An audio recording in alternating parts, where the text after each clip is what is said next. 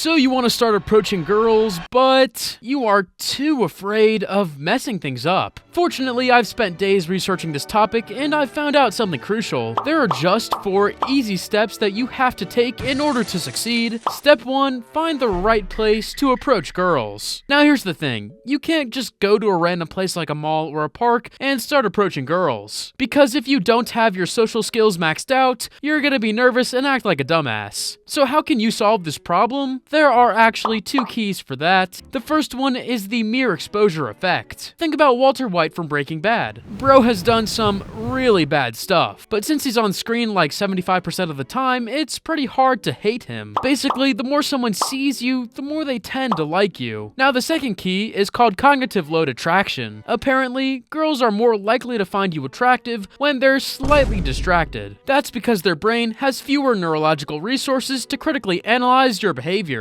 Now that we've learned these things, you may be like, how can I actually apply them in my life? The answer is pretty easy. Join an activity that will help you meet new girls indirectly. You might think that this advice is bullshit, but let me hit you with a crazy fact. According to a study made by the Pew Research Center, about 59% of young adults between the ages of 18 to 29 said that meeting new people was the main reason for joining different social clubs. So what does this tell us? Some of those girls from there will actually want you to approach them. Now, my personal advice, please choose something that you will actually enjoy. This will be crucial when it comes to step 2, make sure she notices you. When it comes to your appearance, you can max out your looks by wearing the right colors. It was discovered that the color you wear has a huge impact on how people see you. For example, white clothes make you seem healthier, wearing neon green makes you look sick, black clothes make you look fitter, and red ones make you seem more confident. But wearing the right colors is not enough. You see, before going there and approaching her, you must make sure that she already thinks you're a nice person. How can you do that without even talking to her? Well, start interacting with other people from there, other boys, girls, and maybe even some elders. If you diversify your new friends, she'll think that you are a very likable person. Plus, try to smile and don't forget to actually enjoy the thing you're doing. After you've done that, you are ready to move on to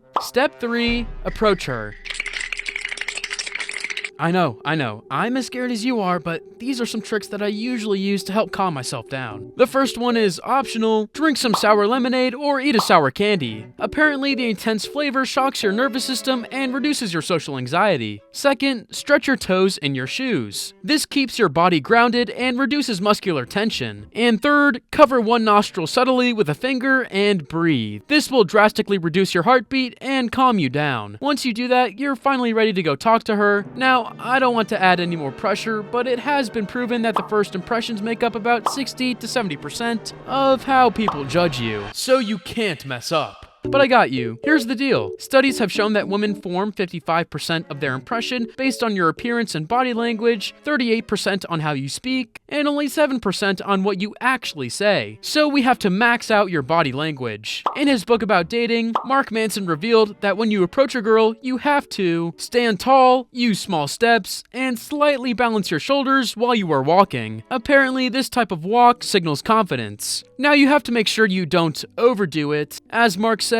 you can actually practice this walk at home in front of a mirror and make sure you don't look weird. After you reach her, say hi and break the ice by giving her a compliment. I know it sounds silly, but here you can actually stand out from all the other guys by giving her a great compliment. What makes a compliment great? Well, you have to make it specific, personal, and genuine. So instead of saying, I like your hair, say something like, I really like your hair. It goes well with the outfit. But again, it has to be genuine. If you don't feel that way about her hair, don't say it. Also, very important, don't compliment her on anything below the waist. She'll see you as a total weirdo. But as I said earlier, it's more about how you say it. While you are talking to her, make sure that you don't seem agitated, so keep strong eye contact and try to blink more slowly. This can create a sense of intimacy and connection. When it comes to your body language, don't just randomly move around her or stand there like a robot. Try to gesticulate more when you are speaking and also keep a slower pace of words. But if you are like me and you just don't know what to do with your hands, try to place them on a nearby object like a wall or a piece of furniture. Yet make sure to never pin her down like this. She'll feel uncomfortable. Now here's a crucial part. Don't make her think that you're needy. Since it is the first interaction, keep it simple and just ask her for her phone number.